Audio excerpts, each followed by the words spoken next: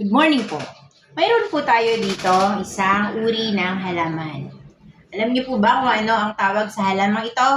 Ito po ay golden pothos. Ang golden pothos po ay isang halaman na maaari nating ilagay sa tubig. Maaari siyang maging water plant. At maaari din naman po natin siyang itanim mismo sa lupa.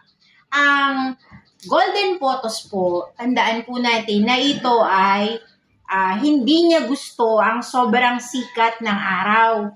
Natutuyo po agad ang kanyang mga dahon.